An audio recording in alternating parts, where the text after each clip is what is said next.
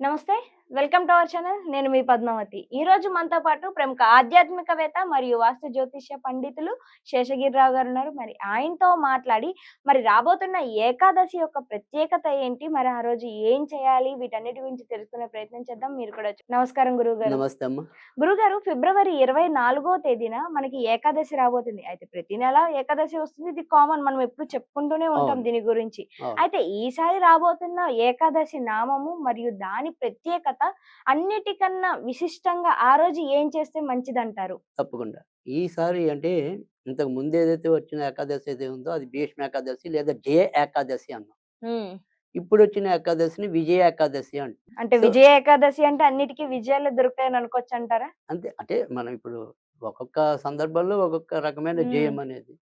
So, జయము అనేదానికి, విజయము అనేదానికి ఒకసారి తేడా ఏంటనేది కూడా నేను మన దగ్గర ఒక వీడియోలో కూడా చెప్పాను. జయము హ్మ్. అనేది ఏంటంటే గనక మన వ్యక్తిగతంగా వివిధ కార్యాల్లో సాధించే దాన్ని జయము అంటాం. సామూహికంగా ఆచరించే దాన్ని విజయము అంటాం. హ్మ్. అంటే ఒక రాక్షస సంహారం జరిగిందనుకోండి సామూహిక విజయం అది. హ్మ్. సో, మీరొక పరీక్షల్లో విజయ పొందాము. దాన్ని జయమనాలసలు. ఓకే. సో, ఇది దాన్ని తేడా లేకుండా ఓకే. ఆడేస్తాం ఇలా. అవును. సో, జయము, విజయము అంటే రెండిటికి కొద్దిగా చిన్న వ్యత్యాసం ఉంది అంతే. హ్మ్. సో, ఇక్కడ విజయం అనేదేంటంటే సామూహికంగా అందరికి మంచి జరగటం అనేది. సామూహికంగా అందరికి జయం కావటం అనేది. హుహు. సో, అది విజయ ఏకాదశి అనుకోండి. హ్మ్. తర్వాత రెండోది గనక చూస్తే గనక మనకి ఎవరైతే మరి ఈ వైకుంఠానికి ద్వారపాలకులు జయ విజయులు. హ్మ్. హ్మ్. సో, అంతకుముందు జయుడయ్యాడు. ఇప్పుడు విజయుడవుతున్నాడు. హుహు. సో, అదొకటి. కాపోతే ఇక్కడ మనం ఈరోజు చెప్పుకునే రెమెడీ ఏంటంటే, ఇప్పటికే మన యొక్క హరిద్వార్ కుంభమేళా అనేది ఏదైతే ఉందో, అవును. అది ఇంచుమించు చివరికి వచ్చేసింది. సో, ఇంచుమించుగా మనకి భోగి పండుగ నాడు బిగినయి, ఇప్పుడు ఇదే నెలలో ఫిబ్రవరి 26తో అంటే 45 రోజులు ఈ మహాకుంభమేళా అనేది విజయవంతంగా చేసుకుంటూ వస్తున్నాం. సో, ఇక్కడ మహాశివరాత్రితో ఇది పూర్తవ్వటం అనేది ఉంటుంది. అయితే ఇప్పటికి కూడా మనం గతంలో కూడా ఒక చిన్న వీడియో ఒకటి చేసాము. ఇప్పుడు ఇంక చివరి అవకాశం. అంటే మనం అంత దూరం వెళ్ళలేం. హ్మ్. ఆహ్, ఈ పెద్దవాళ్ళకి అక్కడ అంటే మనం ఆచరించేది అంటే ఇవాళ ఏకాదశి నాడు ఇవాళ నేను చెప్పబోయేదేంటంటే, అంత దూరం వెళ్లి ఎవరైతే ఈ పితృకర్మల్ని నిర్వహించలేకపోతున్నారో, హ్మ్. ఎవరైతే కానీ చెయ్యాలని ఆశ ఉంటుంది. అయ్యో! నేను కూడా మా పెద్దవాళ్ళ కోసం స్మరించి ఇలా ఏదైనా కొద్దిగా ఏదైనా చేసుంటే బావుండేది. అందులో ఇది 144 ఏళ్ల తర్వాత వచ్చేదంటున్నారే. నేను అంత దూరం వెళ్ళలేకపోయానే. ఇలా ఈ రకమైన మానసిక చింత అనేది ప్రతి ఒక్కళ్ళకి ఉంటుంది. అవును. సో, వెళ్ళినవాడు అదృష్టవంతుడు. వెళ్ళినా పెట్టలేని వాళ్ళు కొంతమందుంటారు. ఎందుకంటే అక్కడున్న తాకిడి అనుకోండి, లేదా అక్కడ చేస్తున్న తంతు వీళ్ళకి సంతృప్తి కలిగించకపో దానివల్ల విరమించుకునే వాళ్ళు కొంతమందుంటారు. సో, ఏదైనా కారణాలు ఏవైనా అవ్వచ్చు. కానీ పెట్టలేకపోవటం అనేది కూడా ఉంటుంది. కానీ ఏదైతే ఇప్పుడు ఉన్న ఈ వ్యతిపాత శ్రాద్ధం అని అంటే ఇప్పుడు మనకి కేవలం ఈ విజయ ఏకాదశి నాడు వ్యతిపాత శ్రాద్ధం అని కూడా వస్తోంది. హ్మ్. సో, కనుక ఈ వ్యతిపాత శ్రాద్ధం అనేది పితృకర్మలు ఆచరించడానికి చాలా అనువైన రోజు. హుహుహు. కనుక ఖచ్చితంగా ఈ రోజు కూడా ఏకాదశి కలిసి రావటం, తర్వాత వ్యతిపాత శ్రాద్ధం కలిసి రావటం, దీనివల్ల కూడా ఈ రోజు కూడా ఖచ్చితంగా మహాకుంభ మేళాలో ఇసుకేస్తే రాలనంత జనం ఇప్పటికే ఉన్నారు. అవును. ఇప్పుడు కూడా అలానే ఉంటుంది. ఈ రోజు కూడా అలానే ఉంటుంది. హ్మ్. సో, ఎందుకంటే ఇది కూడా చాలా విశిష్టమైన రోజు. సో, ఖచ్చితంగా ఇది మనం ఈ రోజు నిర్వహించడం. ఎందుకంటే చక్కగా ఏకాదశి కలిసొచ్చింది. తర్వాత మరి దానికి వ్యతిపాత శ్రాద్ధం కలిసొచ్చింది. ఇంతకంటే మన పెద్దవాళ్ళ కోసం నిర్వహించడానికి మరో మంచి రోజు రాదు. హ్మ్.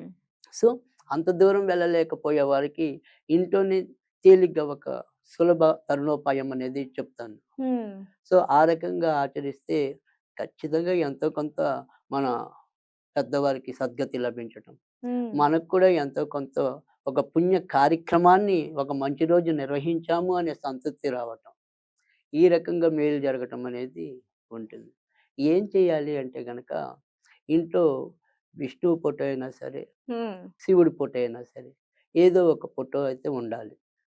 ఉన్నాక మరి ఏం చేయాలి అంటే గనక ఇత్తడి కుందులే వాడాలి. హుహు. లేదా అంటే మట్టి ఇత్తడి కుందులు ప్రమిదలు. తప్పితే ఇంకేది వాడకూడదంటారు. అంటే మట్టి ప్రమిదలు కూడా వాడొచ్చు. హ్మ్. లేదా ఇత్తడి. అంటే ఇంకా ఇప్పుడు రాగి ఈ గాని ఆ! తర్వాత ఇంకేమైనా మీ ఇంట్లో ఉంటే అవి వాడకూడదు. ఎందుకని అంటారు? అంటే అసలు నిజంగా అయితే చాలా మందికి అంటే ఇత్తడి అనేది అసలెప్పుడు శ్రేష్టము. ఏ హ్మ్. దేవత పూజకైనా. వెండి మరింత శ్రేష్టం. హ్మ్. సో, తర్వాత రెండోదేంటంటే కానీ చాలామంది ఇవాళ తెలుసో తెలియక స్టీల్ దీపాలను పెడుతూ ఉంటారు. అవును. స్టీలు, లోహాలు ఇవన్నీ కలిపి కానీ మిక్స్ అయినవి. స్టీల్‌దనేది చాలా అంటే పంచలోహాలు మళ్ళీ పర్వాలేదు కొంతవరకు. హ్మ్. కేవలం స్టీల్‌తో తయారైనవైతే అసలు పెట్టకూడదు. హ్మ్. సో, అలాంటి వాటి వల్ల మనకి హిందూ ధర్మం ఏం చెప్తుందంటే దానివల్ల రోగాలొస్తాయని చెప్పి, పనులేమైనా సరే మొదలెడితే అవి మధ్య మధ్యలో అయిపోతాయని చెప్పి, కనుక సాధ్యమైనంత వరకు కూడా స్టీల్ ప్రమిదలు వాడొద్దనే చెప్తుంది శాస్త్రం హుహుహు. అయితే గనక. కానీ ఇవాళ చాలా మంది ఇళ్లల్లో అవి స్టీల్ దీపాలు కనపడుతూ ఉంటాయి గానీ, హ్మ్. నిజానికైతే స్టీల్ మంచిది కాదు. కనుక ఎవరైనా సరే ఇలా వాడుతున్న వాళ్ళు మన ప్రేక్షకుల్లో ఎవరైనా ఉంటే, ఆ స్టీల్ దీపాల స్థానాన్ని ఇత్తడి దీపాలు మనకు ఆ స్తోమత కూడా లేకపోతే చక్కగా మట్టి దీపాలు చాలు. హ్మ్. మట్టి దీపాలతోను మట్టి ప్రమిదలంటాం. అవును. మట్టి ప్రమిదలు. సో, ఆ మట్టి ప్రమిదలతో దీపం పెట్టినా పర్వాలేదు. హ్మ్. అంతేగాని స్టీల్ మటుకు వాడొద్దు. హ్మ్. సో, ఆ రకంగా మీకు తప్పకుండా అప్పుడు మంచి జరుగుతుంది. అయితే ఇప్పుడు ఇత్తడి దీపాల్లో ఏం చేయాలి అంటే గనక, మనం నువ్వుల నూనె వాడాలి. హ్మ్. ఎందుకంటే పెద్ద వాళ్ళ కార్యక్రమాలకు ఎప్పుడు కూడా నువ్వుల నూనె అనేది మరింత శ్రేష్టమవుతుంది. ఈ నువ్వుల నూనెతో పాటు అక్కడే కొద్దిగా మనం ఏదైతే నూనెలోనే చిటికెడు నల్ల నువ్వులు కూడా కలిపి మనం 5 ఒత్తులు వెలిగించాలి. ఈ 5 ఒత్తులతో దీపారాధన చెయ్యాలి. అలాగే ఒకవేళ నువ్వుల నూనె కాకుండా ఇంకా శ్రేష్టమైనది ఏంటి అంటే గనక ఒకవేళ దొరికిన వాళ్ళకి సాంబ్రాణి తైలం అని అమ్ముతారు. హ్మ్. ఈ పూజా సామాగ్రి అమ్మే చోట గాని, ఆయుర్వేద దుకాణాల్లో గాని దొరకచ్చు. సాంబ్రాణి తైలం. హుహు. ఆ సాంబ్రాణి తైలంతో వెలిగించినా కూడా మనం జన్మ జన్మాంతరాలుగా చేస్తున్న పాపాలను నశించడంతో పాటు, ఇదే రోజు మనం పితృ కార్యక్రమాలను గనక నిర్వహించినట్టయితే వాళ్ళకి కూడా మంచి జరగటం అనేది ఉంటుంది. తర్వాత ఇక ఇప్పుడు ఇదే రోజు మనం ఏం చేయాలంటే గనక, కొద్దిగా అన్నం మెతుకుల మీద నువ్వుల నూనె వేసి, కాకులు ఉన్న వాళ్ళైతే కాకులకి పెట్టండి. హ్మ్. లేదు అంటే గనక ఏదైనా పక్షులకి అందుబాటులో ఉన్న వాళ్ళు పక్షులకు పెట్టండి. అవి అందుబాటులో లేకపోతే కుక్కలనేది ఉండొచ్చు. సో, కుక్కలకి పెట్టినా కూడా చాలా మంచిది. కనీసం ఎవరికో ఒకళ్ళకైతే ఈరోజు కడుపు నింపండి. హ్మ్. సో, ఆ రకంగా చేసినట్టయితే తప్పకుండా మనకి మన తల్లిదండ్రులు గతించిన వాళ్ళు నేను హ్మ్. చెప్పేది. ఆ గతించిన పెద్దలకి తప్పకుండా మంచి జరగటం అనేదైతే గ్యారంటీగా ఉంటుంది. సో, ఈ రకంగా ఈ వ్యతిపాత శ్రద్ధ అంటే ఏకాదశిని మనం అనేక రకాలుగా మంచి కార్యక్రమాల కోసం మనం గతంలో చెప్పుకున్నాం. కానీ ఈరోజు వ్యతిపాత శ్రాద్ధం అనేదొచ్చింది కాబట్టి, ఇక అతి కొద్ది రోజుల్లో మనకి మహాకుంభమేళా కూడా ముగియనుంది. హ్మ్. సో, అవును. దానికి ముందొచ్చే అతి పవిత్రమైన రోజిది. ఆ కుంభమేళా ముగింపుకి ముందు అతి పవిత్రమైన రోజు ఇంకిది. ఇది ఆఖరెక్కువ. పెద్దవాళ్ళ కార్యక్రమాలకి. అంటే ఈ మామూలుగా కుంభమేళా వరకు అన్నీ మనం నిర్వహిస్తూ ఉంటాము. అది వేరు.